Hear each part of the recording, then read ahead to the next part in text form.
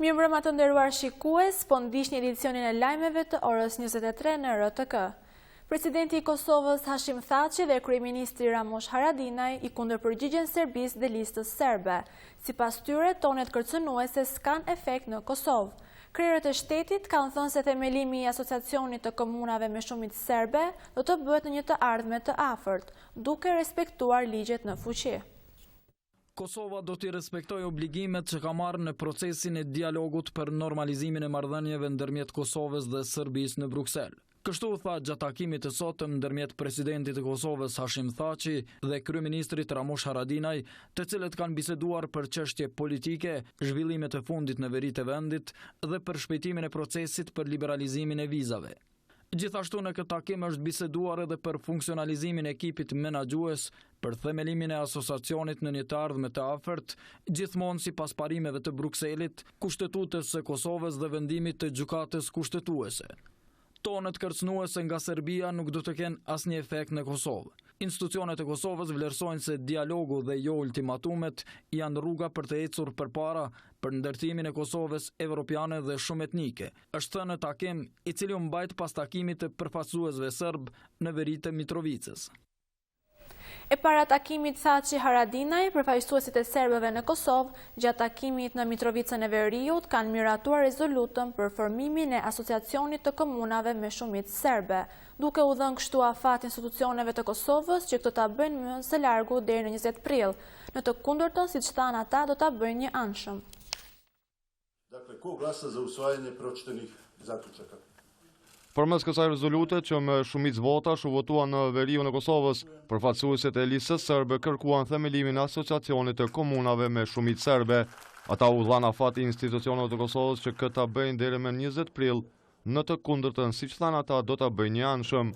Në këtë rezolutë në 2 pikat e tjera thuhet se kërkohet dorëheqja e ministrit të brendshëm Flamur Sefaj dhe drejtorit të policisë Shpan Maxhuni, e që siç thanë serbët, ushtrua dhunë të hënën kur arrestua Marko Đurić. Aty është folur rreth takimit me presidentin serb Aleksandar Vučić, të cilin e kanë informuar rreth largimit nga qeveria e Kosovës dhe se lista serbe si përfaqësuese e serbëve të Kosovës do të jetë opozit në kuvend pasi që koalicioni sipas tyre më nuk ekziston.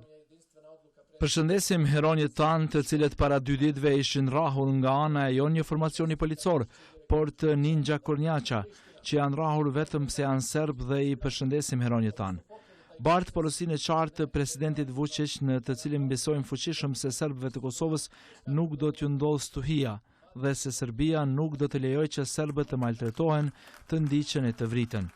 Serbia nuk do të heshë ndaj sulmeve ndaj përfaqësuesve tanë legjitim. Dalibor Jeftić tha se ajo që ndodhi para 2 ditëve ka shkaktuar pakënaqësi në mesin e serbëve. Edhe ky zyrtar serb, por edhe të tjerët e kanë dënuar secili në mënyrën e vet arrestimin e Marko Đurićit dhe ndërhyrjen e policisë së Kosovës. Kur dikush brutalisht ndërhyj në paqe tregon se do çmos që mos të vijë deri tek paqja.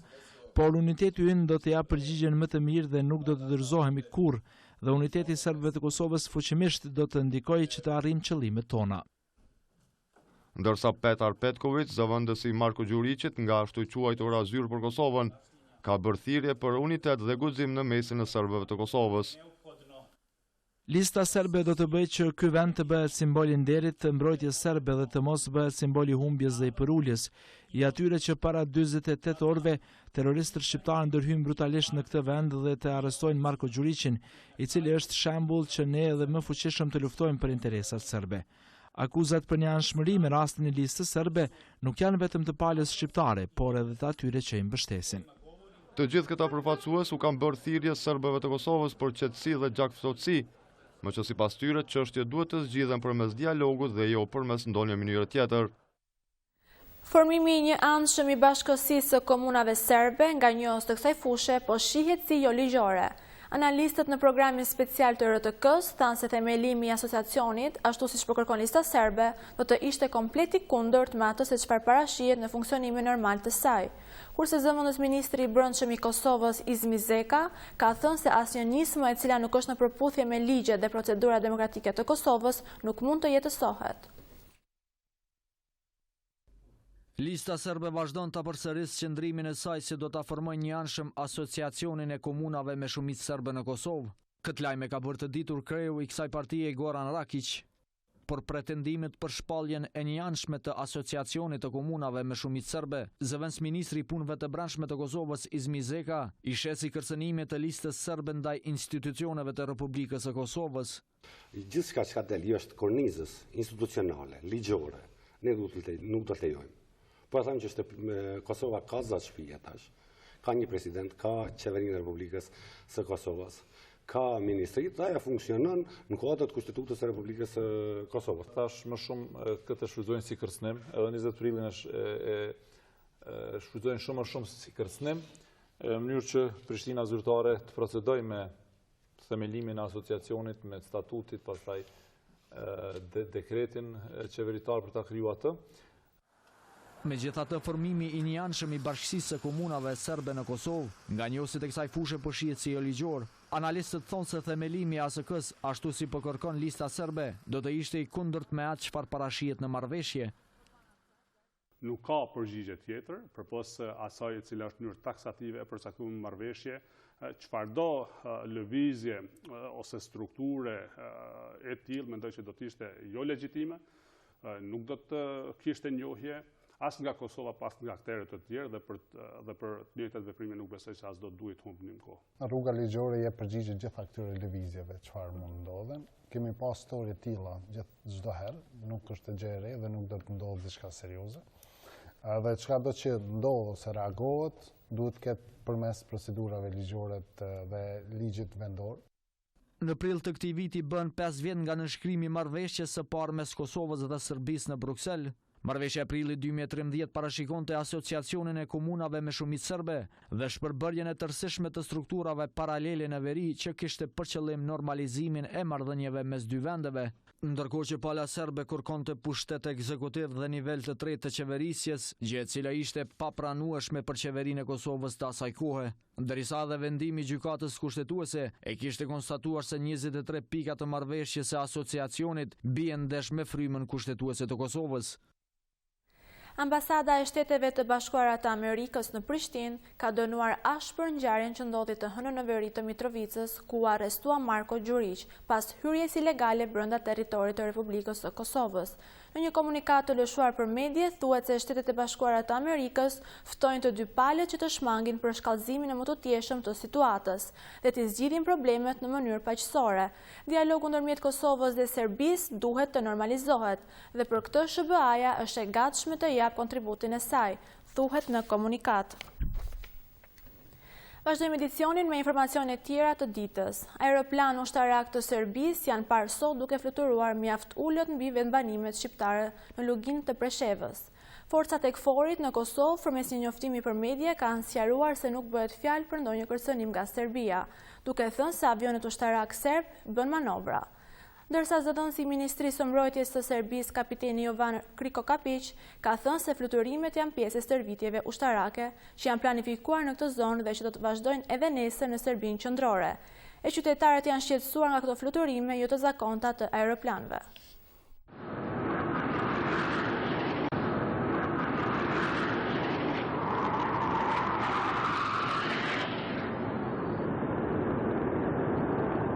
Ushtime atyre përveç që theu heshtje në qytetin e Preshevës, ngjalli edhe frikë ndër qytetarët e këtushëm. Fluturimet e pazakonta në lartësitë e të ulëta u cilësuan provokim për tensionim të gjendjes në këtë komunë me shumicë shqiptare. Po dhe ne përjetuam si gjë shqetësuese dhe jo gjë e zakonshme. Pak një farë lloj do thotë situata u pak më e frikshme për popullatën e Prishtinës. Po e frikshme. Avionët kanë fluturuar shumë ulët dhe kanë shfaqur një shqetësim tepër të madh te banorët, duke i shqetësuar në mënyrë marrëmendse se nuk e dishin edhe ndodhit se çka është duke ndodhur. Ndaj fluturimeve të ulëta dhe të zhurmshme të aeroplanëve serb mbi qiellin e Preshevës, kanë reaguar edhe kryetari i Këshillit Nacional si dhe përfaqësues të partive politike shqiptare. Ata kanë ftuar për qetësi dhe distancim nga çdo lloj provokimi. Ngritja e tensioneve nga ciladdo qarqe që vijnë, mendojmë se nuk i kontribuojnë paqes dhe stabilitetit, qoftë në luginë, qoftë në rajon. Andaj apelojmë të gjithë qytetarët e luginës Preshevës, në veçanti të shqiptarët, që mos bijnë prej provokimeve ndryshme, që të jenë syqel, që të jenë të matur, dhe mendojmë se nuk ka vend për ndonjë panik.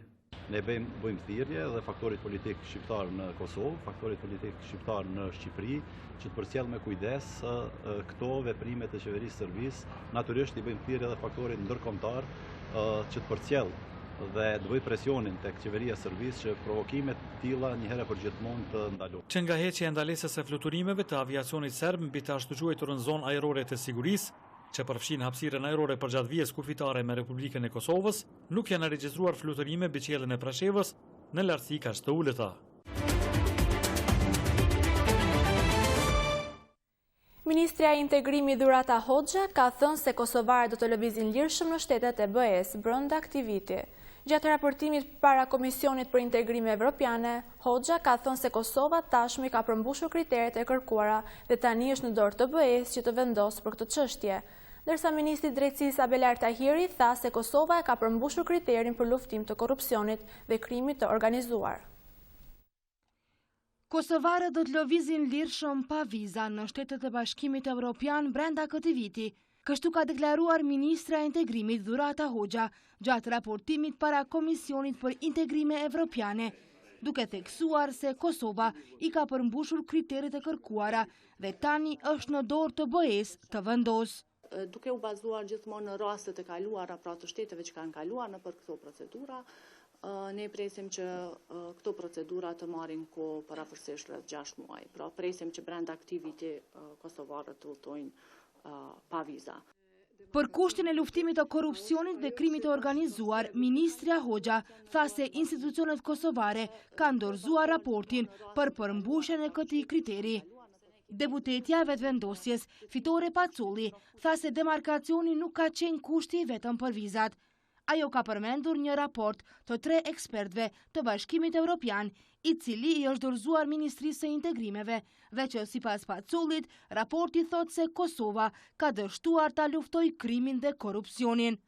Mbetet brengosëse gjyqësori që konsiderohet si organi korruptuar, jo profesional, jo efikas, pasiv, indikuar politikisht.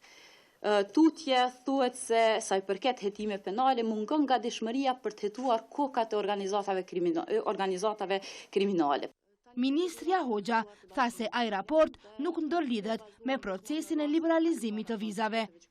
Ndërsa sipas deputetit të LDK-s, Armend Zemaj, sfidë do të jetë largimi i EULEX-it, pasi prokurorët vendor, sipas tij, refuzojnë të trajtojnë raste ku janë të përfshirë njerëz të politikës. Në këtë komision ka raportuar edhe Ministri i Drejtësisë Abelar Tahiri, i cili tha se në këtë moment Kosova e ka përmbushur kriterin për luftim të korrupsionit dhe krimit të organizuar, por theksoi se këto dukuri duhet të luftohen në vazhdimsi. Ky është një proces, ne në vazhdimsi du të tregojmë rezultat dhe institucionet tona, s'po them që kanë bërë mrekulli, këtë proces po kanë treguar rezultat. Në pyetjen e deputetit të Alternativës Ilir Deda se a ka ndonjë ligj që duhet të përfundohet për të fituar liberalizimin e vizave, Ministri Tahiri tha se ligji për prokurorin e shtetit dhe ligji për parandalimin e konfliktit të interesit janë ende në kuvend për të kaluar në lexim të dytë. Drejtori i Agjencisë kundër korrupsionit, Shaip Havolli, ka thënë se sa i përket ligjit të deklarimit të pasurisë, do të ketë kompetenca shtesë për gjurmimin e pasurisë të zyrtarëve. Ndërkaq sa i përket temës më të përfolur në vend, ato të korrupsionit, Havolli ka sqaruar se Kosova ka shënuar përparim në uljen e korrupsionit, por se ende nuk është në nivelin e kënaqshëm. Liberalizimi i vizave nuk do të merret as lehtë nëse të gjitha institucionet nuk angazhohen në luftë kundër korrupsionit, kështu tha sot drejtori i Agjencisë kundër korrupsionit Shaip Havolli. Gjatë konferencës në të cilën prezantoi raportin vjetor për vitin 2017, Havolli tha se korrupsioni është kusht për vizat dhe goxha i pakalueshëm. Shefi i antikorrupsionit ka prezantuar të dhënat e agjencisë për vitin që shkoi, ku sipas tij agjencia ka pasur në trajtim gjithsesi 357 raste, në të cilat përfshin rastet e hetimit, parandalimit, prokurorimit, çështje të ndryshme të konfliktit të interesit. 45 raste ka qenë nga viti paraprak, ndërsa 312 raste kanë qenë vetëm të vitit 2017. Nga gjithse këto raste agjencia ka ushtruar kallëzime penale në 89 raste, ndërsa 109 raste së bashku me kallëzime penale i ka dërguar edhe nëpër prokurit përkatëse, në polici dhe institucione tjera. Procesi i deklarimit të pasurisë nga ana e zyrtarëve të lartë po ecën ngandalë, tha ai.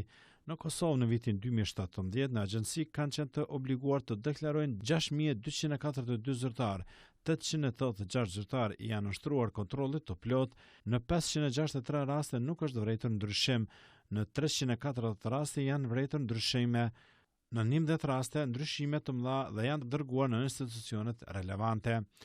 Agjencia ka ushtruar kallëzim penal në 89 raste, 18 raste janë dërguar për masa administrative, 92 raste janë mbyllur, 132 raste janë ende në nënhetim. Agjencia ka trajtuar 48 raste sa i përket shkeljeve të ligjit të prokurimit publik, 22 raste të mbyllura, 7 këshilla dhe 14 opinione.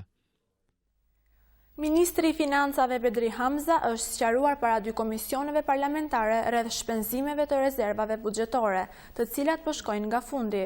Antarët e komisioneve i kërkuan ministrit që të jetë më rigoroz në shpenzimet të paplanifikuara dhe se rezervat buxhetore të mos shfrytëzohen për çështje jo emergjente. Shpenzimet nga rezerva buxhetore po bëhen në mënyrë arbitrare dhe po harxhohen pa planifikim paraprak. Kështu vlerësuan antarët e dy komisioneve parlamentare, ai për buxhet dhe mbikëqyrje të financave publike, ku raportoi ministri i Financave Bedri Hamza. Ai tha se kjo praktik po përcillet nga viti në vit. E para, po besoj se është me interes publik të kuptohet se cilat janë projektet në të cilat më shumë se gjysma e rezervës shtetërore është përndarë për të 2 muaj operant. Por do të ishte mirë të kuptojmë se cilat janë ngjarjet e paparashikueshme që kanë ndodhur për këto 2 muaj. Ministri Hamza sqaroi se në cilat fusha janë shpenzuar mjetet nga rezerva buxhetore. Janë shpenzuar për flokën e janarit, janë shpenzuar për 10 vjetorin e pavarësisë. Po, floka e janarit është 54.450 euro. Për festimin e 10 vjetorit pavarësisë, 600.000 euro, mirë po janë do mjetet në njëjtën mënyrë. Edhe në vitin 2017, edhe në vitin 2016, edhe për... Rezerva shtetërore mund të mbushet në rishikim buxhetor ose në 3 mujorin e fundit të vitit. Antarët e komisioneve i kërkuan ministrit që kjo çështje mos të përsëritet. U diskutu këtu shumë për çështjen e kostit. Po e keqja është që kjo ndërmarrje publike i raporton kuvendit, por kuvendi nuk vendos për buxhetin e këtij institucioni.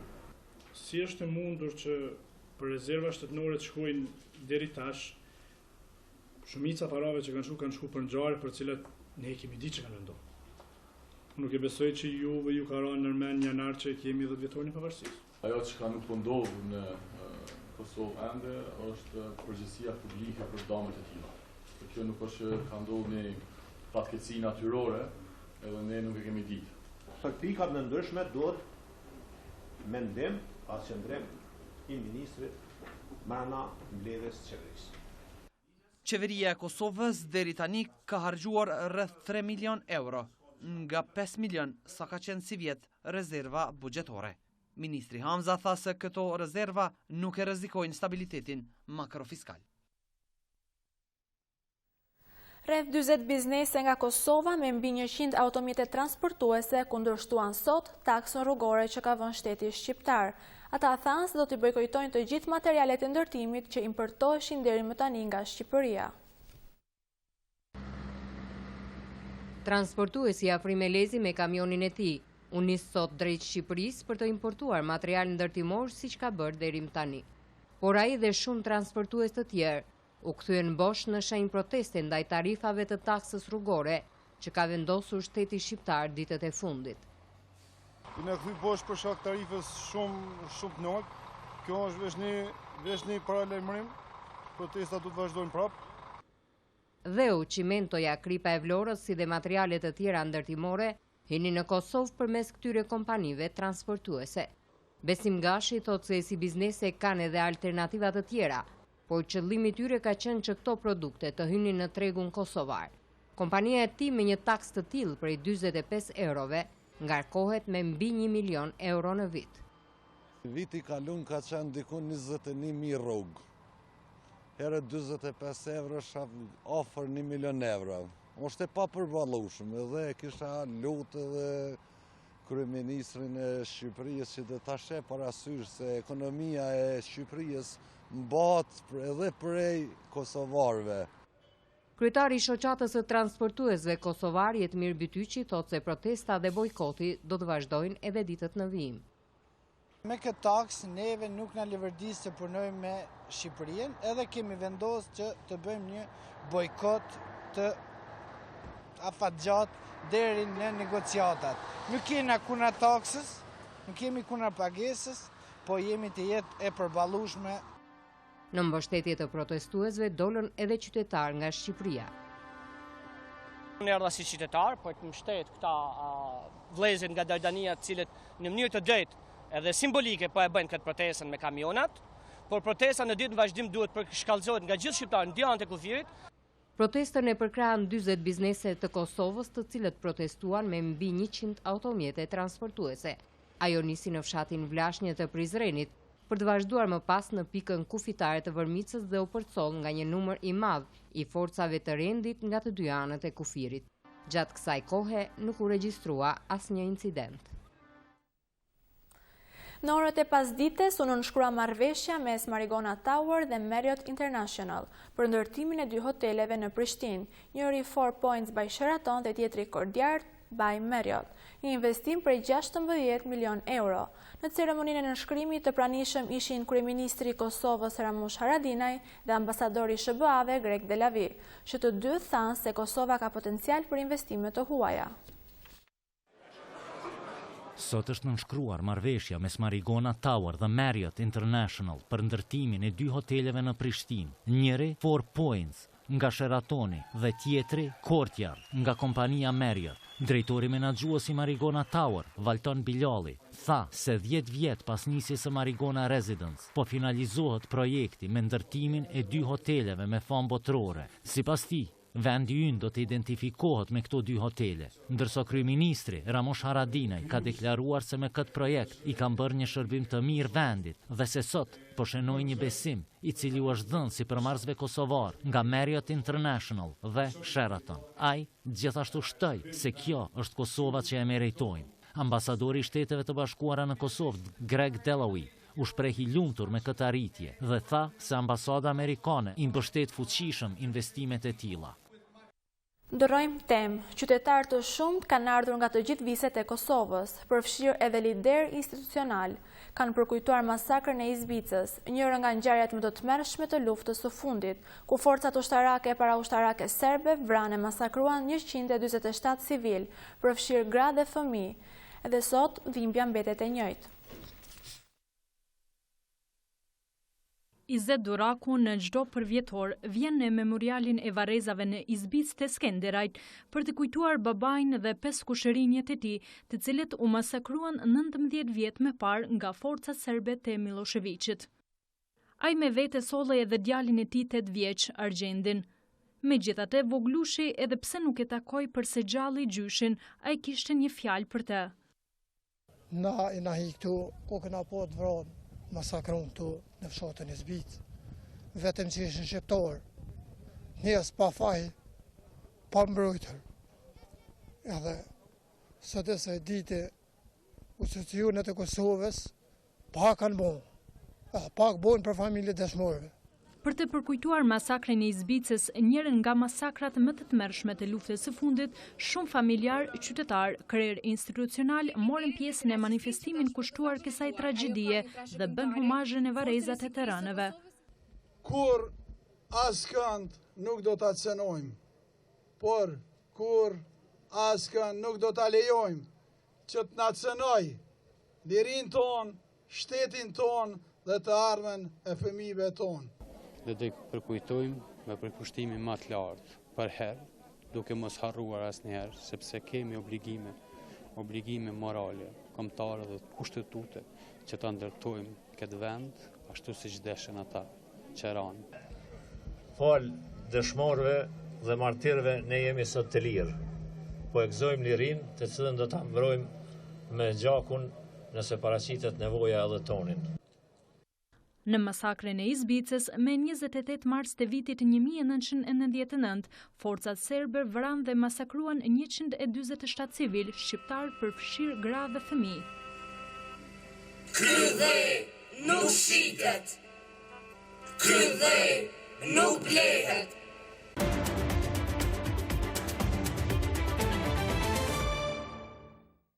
Ministria e Kulturës ka ndarë çmimet vjetore në fushën e trashëgimisë kulturore. Çmimi për veprimtari jetësore Dea Dardanic është i ndarë nga Adem Bungurit.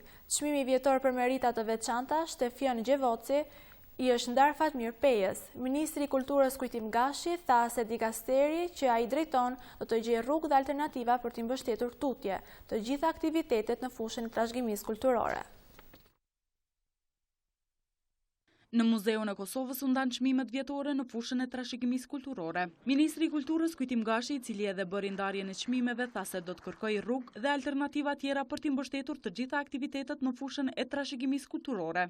Ndarjet e tilla të çmimeve janë kryesisht për të vlerësuar punën e juaj, dhe unë jam shumë i njësë për gjithë atë që keni bërë gjatë gjithë punës juaj dhe kemi ardhur deri te ky moment për të ndarë çmimet.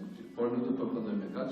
Ministria e Kulturës dhe Sportit, Departamenti i Trashëgimisë do të gjejnë edhe rrugë alternativa të reja për të qenë vazhdimisht me jo. Çmimin për veprimtari jetësore Dea Dardanika i është ndarë arkeologut Adem Bungurit, i cili u shpreh i nderuar që këtë çmim po e merr pikërisht në 10 vjetorin e pavarësisë.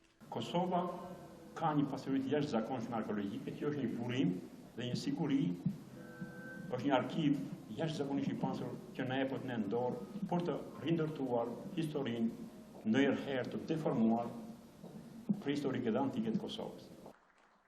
Çmimi vjetor për merita të veçanta Shtjefën Xheçovi i u nda Fatmir Pejës. Çmimi vjetor për vepër jetësore Zefmir Dita e mori Florina Jerliut. Çmimi vjetor për menaxhim institucional Muhamet Shukriu i është ndar Sabit Sylës. Në emër të jurisë profesionale foli profesori Nuri Bexheti, i cili uroi laureatët për çmimet e fituara për vitin 2018. Ishin këto të gjithë informacionet e përgatitura për këtë edicion informativ. Ju falenderojmë për vëmendje, natën e mirë.